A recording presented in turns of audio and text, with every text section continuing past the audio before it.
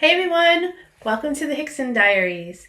It's day 5 of our 12 Faves of Britain countdown to Christmas, and today we're exploring my 8 favorite British swear words. Number 8, bloody.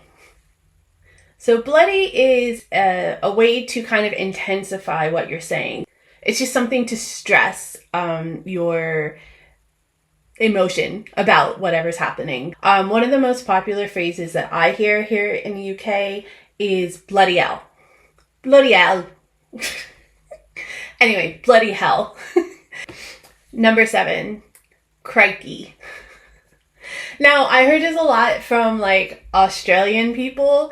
When I was in Australia, they said it a lot. And remember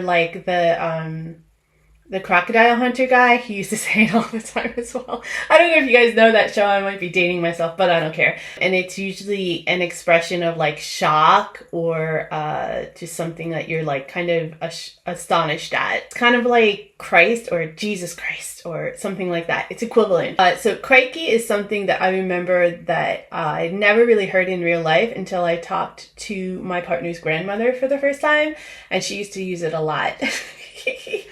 She was pretty proper and she didn't like swearing that much, but she would say crikey. And every time I hear it now, I think of her.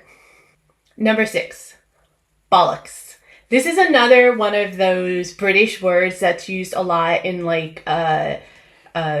movies and entertainment mediums. So it is very familiar to Americans, and it is another one of those words that makes us laugh and is very, very British in our opinion.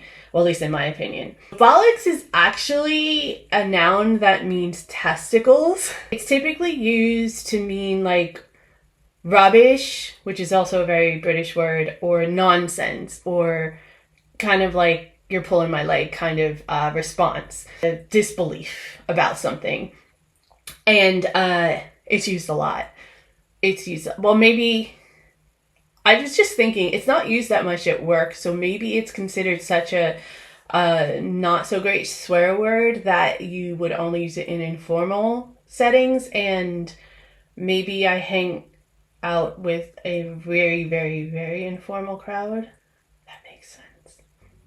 Number 5, bugger. I sort of heard this used every once in a while until I met my partner, and I heard it in real life, and I think I laughed for about 5 minutes straight.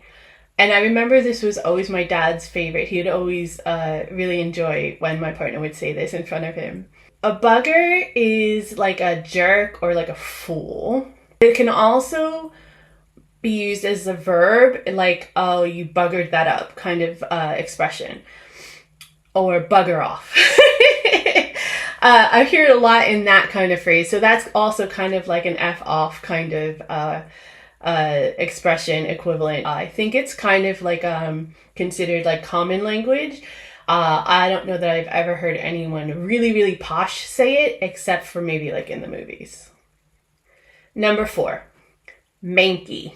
So Manky has a couple different meanings. So it can mean something like disgusting, which is most of the time that I've heard it being used.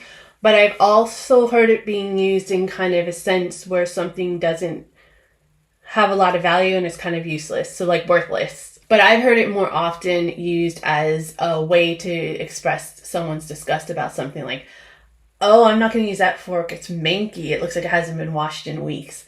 That kind of situation. I don't really use this one that much. It just doesn't roll off my tongue, I guess, but maybe it's too close to my name. Number 3, Minger.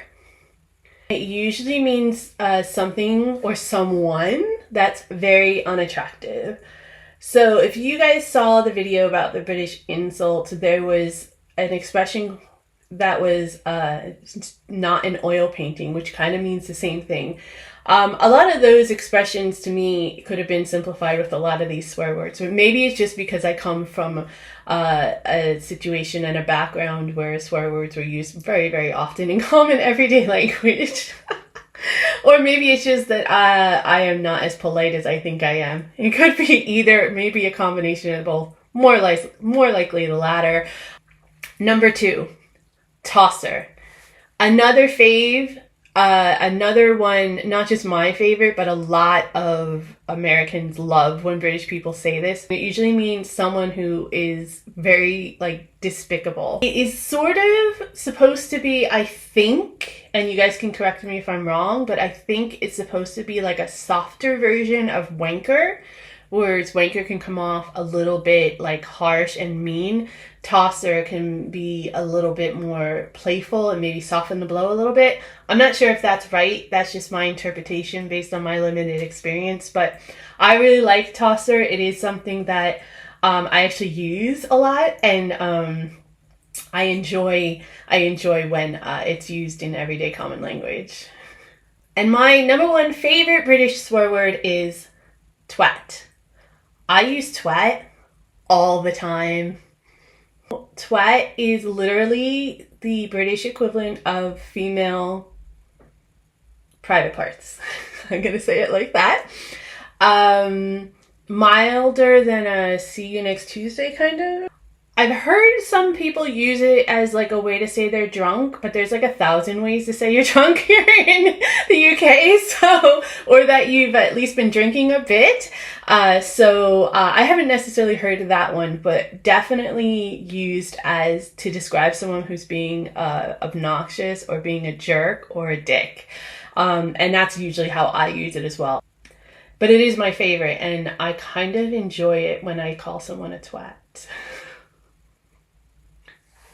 I don't know if that makes me a really awful person, but I don't care. I'm just gonna roll with it. Just stop being a twat. There you have it, y'all. My 8 favorite British swears of all time. Let me know what your favorite is in the comments below. And don't forget to tune in tomorrow for day 6 of our series, my 12 faves of Britain. We're counting down to Christmas. Not that long. Hope to see you soon. Bye.